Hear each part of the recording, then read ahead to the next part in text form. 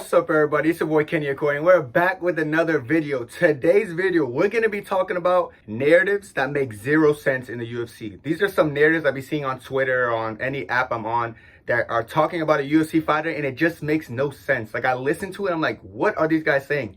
Where do you guys come up with some of these narratives, and how do they form? Because half of them are just absurd. So I'm going to go through some big ones that I've noticed as of lately or just in the past couple months that just make no sense, and they never made sense, and they never will make sense. First narrative I'm going to start off with is the narrative that Kamaru Usman is washed. Kamaru Usman is washed all of a sudden. I understand he's on a 3-fight skid, but this is my problem with people. Like, casual audience usually just look at someone's win streak and they don't even like pay attention to the fights. They just look at the win streak. Oh, he's washed. He's washed.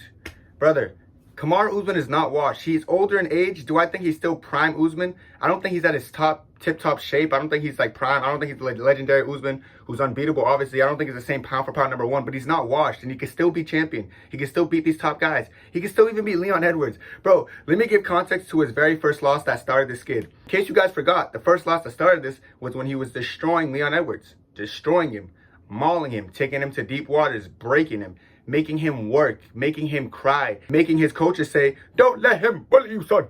Don't let him bully you, son." He was doing all this. He was really working this guy, and then a 5th round KO knockout happened. Shocked the world. It happened. You can't turn back time. It is what it is. It's one of those situations. You got to deal with it, but it is what it is.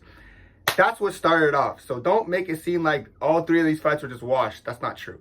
And then the rematch. It's pretty obvious that after you get knocked out and you come back a couple months later, like, I feel like a knockout can change a fighter, especially when you're just ruling that whole fight and you get knocked out. So it was obviously in the rematch or the trilogy that Usman was a little bit more passive than usual. He was still committing to some stuff, but he would be a lot hesitant because he didn't want to get head kicked again, essentially. He was just a little bit hesitant. He really wasn't Usman. He still managed to scrape 2 rounds easily, and keep in mind, one of those rounds he scraped was a 10-8 round, so this fight really should have been a draw. I think one judge got it right or something, but it really should have been a draw, but they gave the robbery win to Leon Edwards. After getting knocked out and losing to Leon, you know, he takes a step back, takes a little bit of time to himself. Then on 10 days notice, he goes against the most dangerous fighter at middleweight, Khamzat Chimaev. So he's going up in weight, keep in mind. And it's on 10 days notice, keep in mind. And he goes in there, and I ain't gonna lie, I thought he got 10-8 in the first round. But then, in my opinion, he won the next 2 rounds. These aren't bad fights. These fights are not one-sided. I really thought it was a robbery. I thought it should have been a draw at worst. If anything, Usman won. Maybe the first round could be a 10-9. What's it called? They gave Islam's first round against Dustin a 10-9 when Islam outstruck him and then took him down and mauled him the whole fight. That was a 10-9. So the Usman Khamzat round could have been a 10-9 too. So I don't know, bro. And then people want to turn around and be like, oh yeah, he's washed. He lost on a whole new weight class in 10 days notice against Khamzat Chimaev. He must be washed. Khamzat Chimaev, brother, like, what are you guys talking about? Like, Khamzat Chimaev is one of the most dangerous fighters on the planet. And Usman went in there and he arguably beat him, if not drew with him. This is crazy. So this whole narrative that, oh yeah, Usman's a wash because he's on a 3-fight losing streak. Why do people never give context to the losing streak? Why don't you ever explain how he lost these fights? Make it make sense, bro. I'm telling you, make it make sense. You can't just say Kamaru Usman is washed, because that is not true. Second thing I've been hearing a lot, bro, is Islam Makhachev's a crotch sniffer. Brother, what even is this, brother? Like, all he does is wrestle and hold on to legs, and he's boring and all this stuff. This has never been true at all. Look at Islam Makhachev's entire career. You can't find one boring fight. You can't. I'm telling you, go through his record right now, go through his fights. You're not going to find one boring fight. This narrative, I think, just stemmed from the fact that he was Dagestanian from Russia or something. Because they want to paint the narrative that most Russian fighters just hug and hold on to legs, and that's it. Just holding on to legs, and that's it. All Islam does is hold on to legs. He doesn't even like to strike. He doesn't like to fight. Brother, are you living under a rock? How are you coming up with these conclusions? What is making you guys say this? Enlighten me, because maybe I'm missing something. Maybe you guys didn't watch the Charles fight when he dropped Charles first, submitted him. Maybe you didn't see the Volk fight, the first Volk fight that was fight of the year. Maybe you didn't see the fight after that where he knocked him out. Maybe you didn't see the Dustin fight where it was a banger fight every single round and then he finished him. Maybe you guys aren't watching these fights, bro. I don't know. You enlighten me. Maybe you didn't watch the Bobby Green fight where it was a quick TKO on the ground. Maybe you didn't watch the Dan Hooker fight, which was a quick submission. Brother, what fights are you guys watching that paint this narrative that he's a boring crotch sniffer? Stop it, bro. Stop it. Like, you guys see how, like, random narratives just build out of nothing? These make no sense. I swear, it literally, like, sometimes I hear these, I'm like, are they just saying it to say it? Do they watch UFC? I'm guaranteed half of them are just casual fans who don't really watch UFC, see a flag next to his fighter's name, see how good they are, see their highlights or how undefeated they are, and they're like, oh yeah, boring crotch sniffer, sure. Brother, stop with that. That narrative is probably one of the worst because it just doesn't make sense. I feel like that narrative came out the blue. Like, yeah, I don't understand that narrative at all. It makes no sense. Third narrative is the narrative that Jailton Almeida is boring.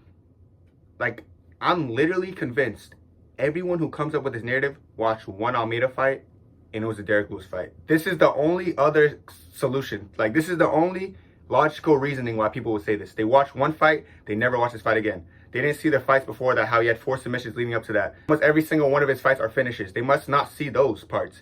Even the Curtis Blades fight was entertaining for a while it lasted until he got knocked out. Like, he's actually active on the ground. He's always looking for something. I understand the Derrick Lewis fight was lackluster, and I was a little upset with him after that. But other than that fight, bro, like, he's very entertaining. Bro, please watch his fights. Like, stop just watching one fight and then building a narrative off a fighter. That doesn't make sense. It's not true. I'm telling you, it's not true. Watch it. Watch his fights, watch his highlights, watch everything. You're going to be like, wait, Almeida's entertaining. Especially the performance he just had against Romanov. Took him down, finished him. Like, bro, come on, bro. Almeida's not boring. I understand, like, where it stemmed from. Like, this is one, like, out of every narrative on this thing, this narrative, I understand it stemmed from one fight. I understand the casual audience kind of only watch one fight sometimes and never watch again. So I understand that part. But don't just say Jailton Almeida is boring just because of one fight. It just doesn't make sense. It's like saying Paulo Costa is a boring fighter because of the fight he just had with Sean Strickland.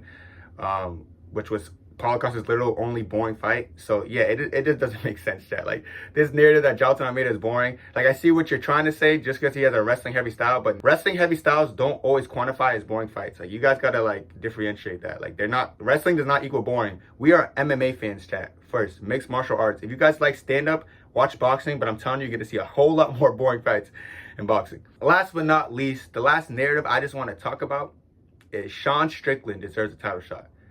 Let's get this straight, chat. Before that title shot that he got, he was 2-2 in his last 4. What happened in his last 4, you might ask? He got knocked out badly by Alex Pereira. I'm talking about fell back, follow up, boom, boom. Like, bro, he got knocked out badly by Alex Pereira. And listen, I know Alex Pereira is not no slouch. I'm not even holding him that bad for that. But yeah, he did get knocked out. What happened the fight after that? He went on a 2-fight losing streak. He fought Jerry Cannonier and he lost. Lost to UD, I believe it was. He lost a decision to Jerry Cannonier. So you look at that and it's like, I'm not saying, obviously Jerry Cannonier is tough. He's proven, but like, Jerry Cannonier beat him up. Like, it is what it is. I know people have like mixed emotions about that fight, but no matter what you slice the cake, a jab is not a significant strike. His boring fight style sometimes bites him in the butt. So a jab's not a significant strike. So he lost that fight because Jerry Cannonier was landing the more powerful shots. So yes, Jerry Cannonier beat him.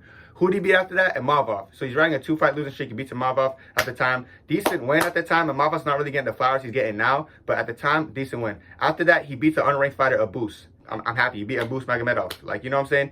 Guy with 1-round endurance who went out there, beat up Sean Strickland for the first round, then fatigued in the second round, then got finished. After that, what happens? He gets a title shot. A title shot off of a boost, an unranked fighter? Yeah, he didn't really deserve the title shot. We know this. But what did he do? He went out there and did the miracle. He beat Israel Adesanya. That was very surprising. One of the biggest upsets of all time. And then what did he do after that for his first defense? He loses. Right after losing that first defense. So at this point, you're 2-2 in your last 4 before that. You got the title. Great. Then you couldn't defend it a single time.